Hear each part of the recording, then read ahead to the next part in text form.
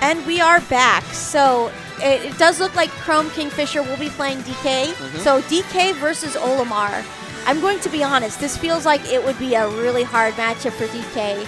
Because while DK does have the strong punishes, he is a big monkey. He is physically a big monkey. And Olimar can really deal a lot of damage and do a lot of combos against a character with a hurt box that big.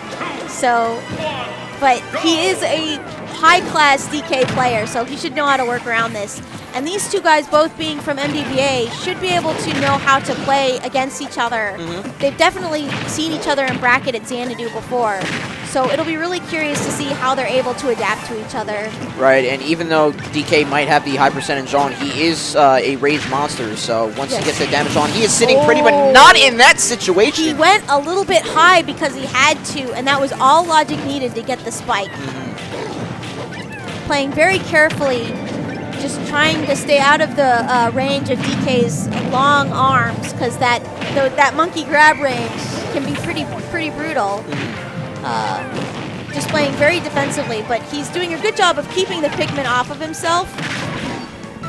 And yeah, like you said, once if you can rack up that damage slowly but surely even, and then have the strong hits to counteract that, that is a free kill. All he needed was to get him with the grounding hitbox, and then just get him with the down smash, so that if he rolled out, it still would hit. Playing very carefully, getting him with the monkey punch. Yeah, a little bit more of a mental statement than something in game. And even though the percent is almost 100% difference, Olimar being so light and DK being so heavy means they're actually very close in percent. And the they cargo can really throw, no tech. Kill each other. But it doesn't matter because he's got a he's got a good distance that his recovery can travel. So continuing to throw the Pikmin, continuing to just sort of put pressure down. Dropping going so very low, but getting him with the up B to make him just have a lot of damage, and then getting the back air to stage spike. Very good play. And he went from one stock behind to one stock ahead, though with 166%. There it is. He just needed one solid hit, and that monkey is out of here. Good ground pound there. On in with the neutral afterward. There, and then toss up though.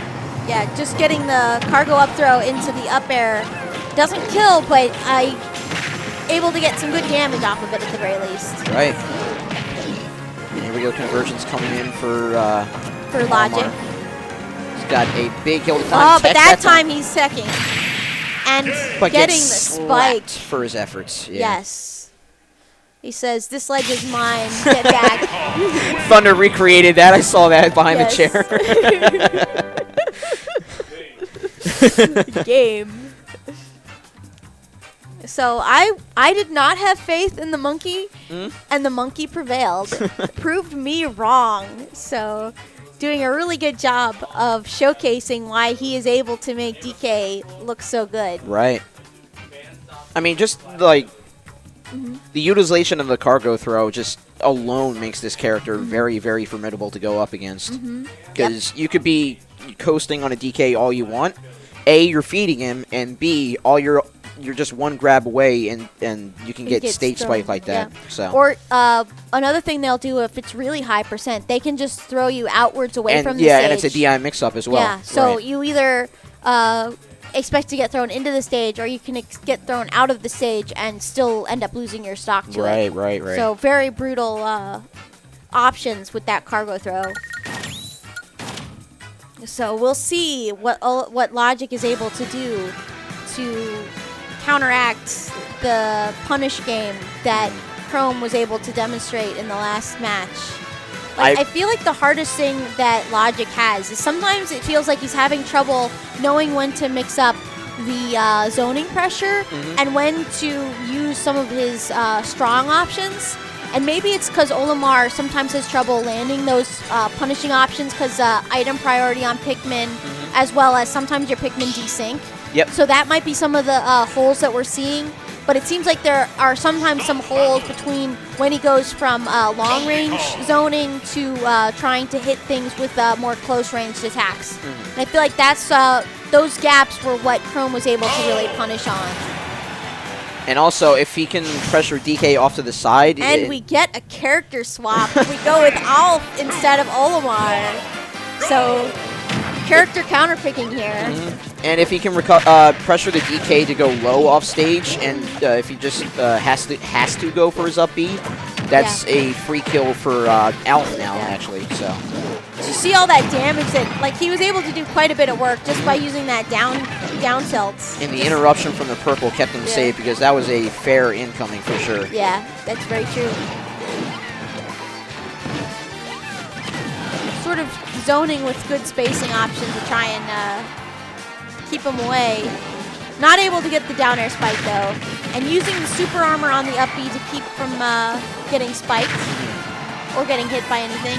And even when he was getting back from ledge, we saw him go for the get off the ledge to fair, but the hit stun... Ooh, that time he tacked. The hit stun from the Pikmin actually stalled it out a bit, and Logic was able to capitalize off of it. Yep.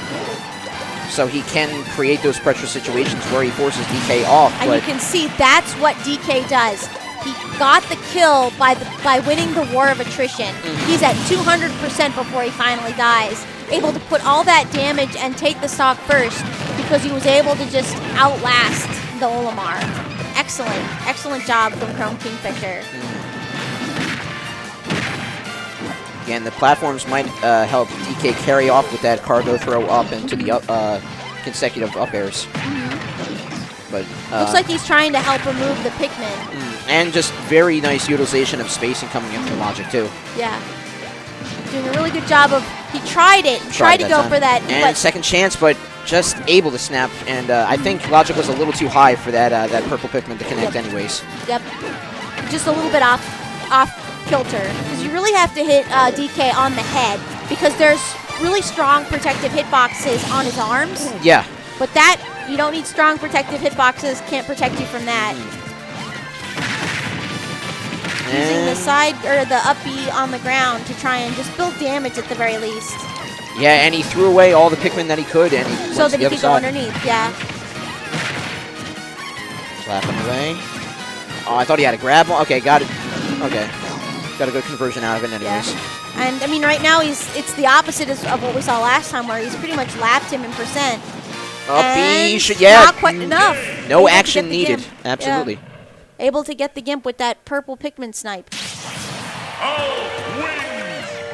So we'll see if he's able to pick the next game up. Oh my God, Alf, close your eyes, Jesus! Yes. Super bug-eyed, no blinking. Yeah. Well, we can see that the character switch did matter. Alf is definitely more hyper-aware with just that constant and eternal stare that he has.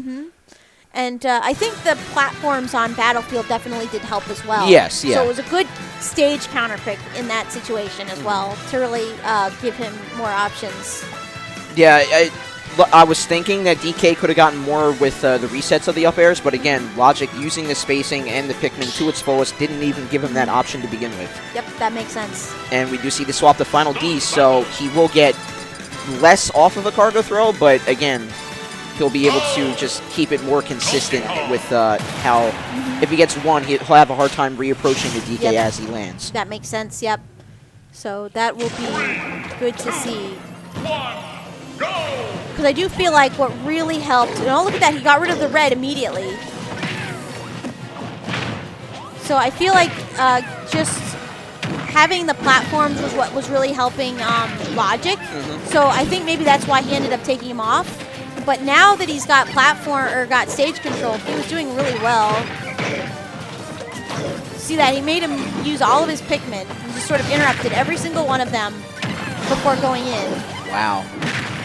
Great damage applied, but answering right back. F smash, just sort of raw F smash, reading his option.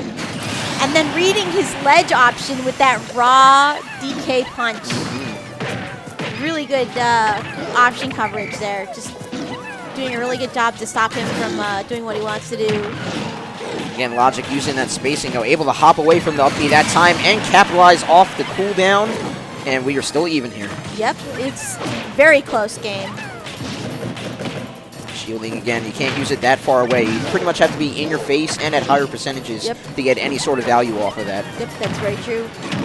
getting a good dash attack into. Oh, but it was all for naught. No. I was about to say a good dash attack into back air into getting spiked. I really think he was. Ouch. I'm not sure if he attack canceled Bear there or if he was going to try to go for forward air. I thought the forward air would have been a better option because that would have been the definite spike kill, but instead he gets spike killed for his actions. Yeah, and that just leads. Oh, dig in.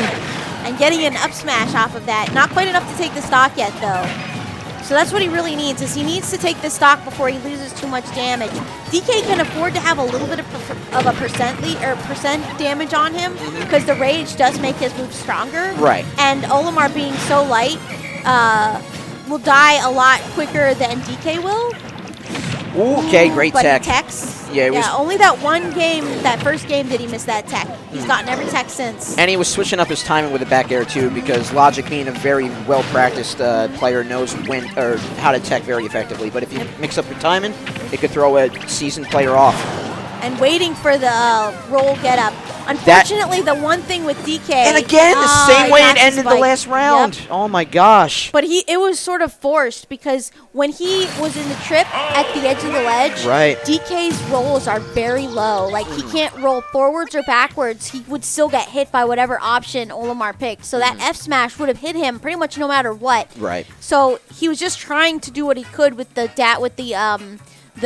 get up attack, but it was just not enough. So I think it was the get up attack. It might have been a neutral get up, but I think it was a get up attack that was what he ended up picking.